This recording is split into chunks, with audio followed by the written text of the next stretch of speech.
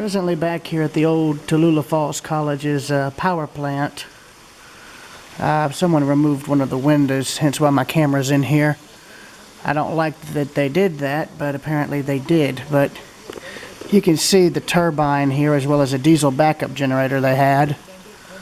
This is one of two turbines here in the plant. The other's on the other side of that wall there. This is one of the old light fixtures too. Looks like it's porcelain, I believe, which is nice.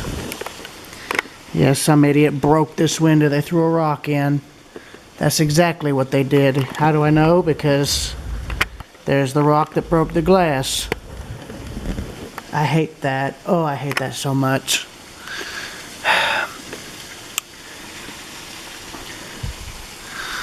To Toccoa Falls College, if you guys see this, if there's any way y'all could fix all this up to where people could just walk in here and look at all this without doing this, you know, that would be great. Because as somebody who's interested in old machinery, this is both amazing for me to see and rare for me to see. There's not many of these old hydroelectric power plants like this left that people can go in and look at, which still have all the machinery as it was. I mean, this is all more or less as it was left.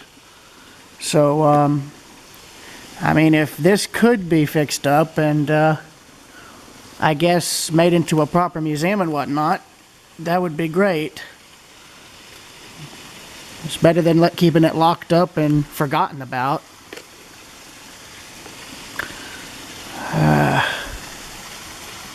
But,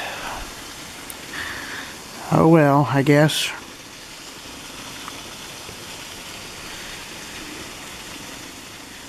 Now looking outside the falls, this is the penstock pipe that once ran up all the way to the lake that later drained into Toccoa Falls.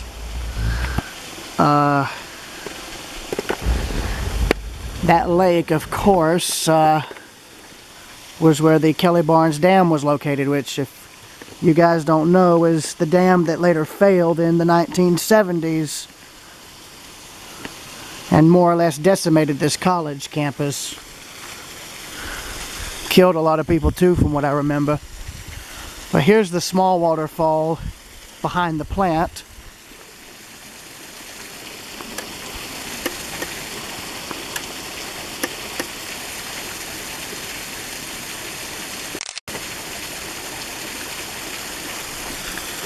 Of course, it isn't cold enough up here yet for this to freeze, but if it does, I'll be back because I haven't photographed any kind of ice stuff and whatnot. So this here is probably a tributary of the main waterfall that just came over here and slowly trickles down. Of course, as you can see, it runs through a creek right here by the plant, which then, of course, goes around the creek and goes from there, I guess. So why they don't have it going into the lake here, I'll never know, but I just wanted to check in on this place because once I found out it was here, I wanted to make a point to see it before it was either knocked down, torn down, or gutted, or, in this case, vandalized. Honestly, I hate when people do this. I really do. You can see a bit of the mold in here. It got broke away. That was what held the window in place. See?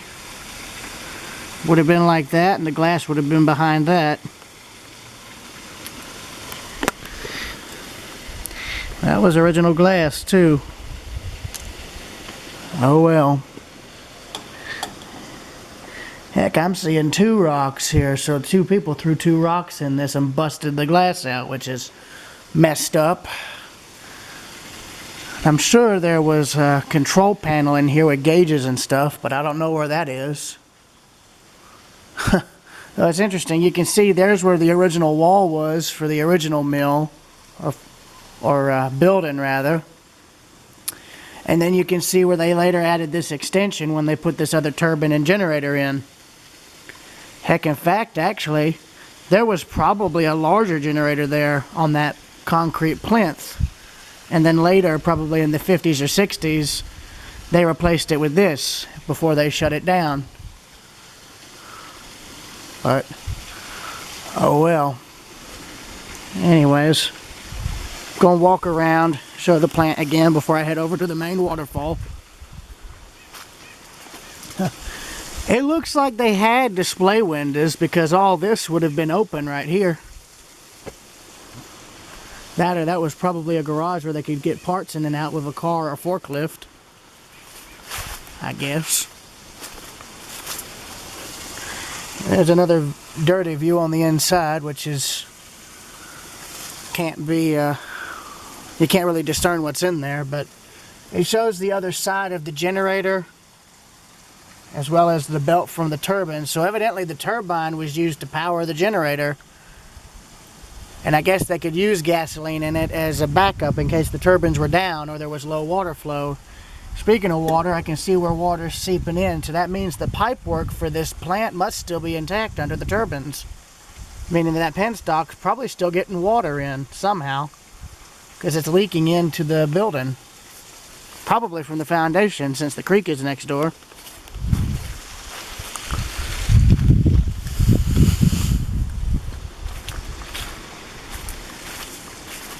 Of course, you can see there's all the power lines that they've cut and whatnot. Multiple power lines, actually. There you can see more of the generator, though it's rather hard to see given this grating. But yeah, you can see the back of the generator. It still has a builder's plate, actually. Actually a builder's plate or an information placard right there. Yeah, it still has its builder's plate and apparently a historical plaque on there. I don't think the people in the college know about that. And then there's more of the plinth, which indicates to me that the original generator was later ripped out and replaced with this. Because it looks like it was a diesel electric generator, like you could run it off diesel fuel and then use the turbines to generate electricity. But that's a guess. A real good guess. Or I guess educated guess is the word I'm looking for. I don't know. But all I know is if they don't fix the windows soon, that broken one's going to let rainwater in and it's going to ruin all the work they put in to restore this building. Which will be a shame if that happens. And here's the other turbine. Right here. You can barely see it because of the windows being so dirty. But there it is. I'll go around window to window so you guys can see it. Good thing it's cold. I don't have to worry about spiders. And there's another view of the forward turbine with all the belts and equipment visible. Yeah, so it looks like they shut all this down and just left it. And what concerns me is this window's busted out again as well. But that's probably from more natural age than somebody throwing a rock against it. But you can see the turbine here. This is the second turbine. No sign of a generator for it though. And this, I bet you, is a fuel tank for that other generator I mentioned. Yeah, it's a fuel tank. Though I don't see anything for like a fuel nozzle or fuel hose to go in.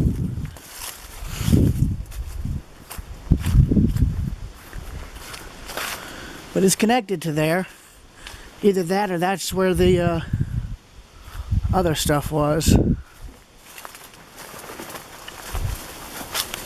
And here's this side. And you can see more of the machinery for the turbines, barely, through the windows. Yeah, it looks like there was more to this. And they either restored what was left or stabilized what was left, and I guess called it a day, I suppose. Yeah, because here's the other side of the turbine here. Again, it's going to be hard to see or even make out at all because of the windows being dirty. I mean, if they could at least take this grating off and replace all these windows with plexiglass, or, you know, plastic glass that wouldn't be able to be broken with rocks and would be easier to clean, you know, that would help in terms of making it so people could see this plant better, because this is actually making it harder for people to see it. Again, I didn't even know this power plant was here until I did some research and looked it up. So I'm glad I did the research, and I'm glad that I found this was here, because I mean, this is rare. I don't think I can't even explain to you guys just how rare this kind of power plant is.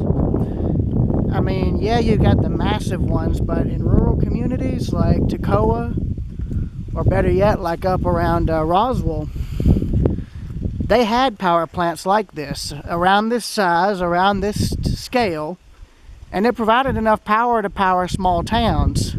Heck, even Watson's Mill had a plant similar in size to this. They had 2 turbines. Now all that's left is foundations and penstock pipes. That's it.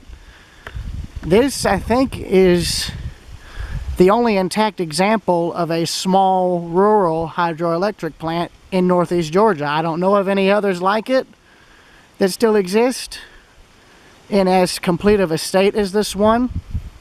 And I don't know of any that have been restored enough to be used as a kind of museum, except for this one. And I just hope, Toccoa Falls College, if you guys see this, I hope you understand that what you got right here is really special, really unique. And I hope that something more could be done with this in terms of preserving the internal machinery, the overall building, and telling its story. I mean, sure, the plaque is one thing, but being able to go inside and physically look at this stuff up close instead of through grated off windows is way better. I mean, the machinery is why I'm drawn to it. I'm sure a lot of other people would be interested in it as well. Anyways, Railroad Preserver 2000 in Toccoa, Georgia, out.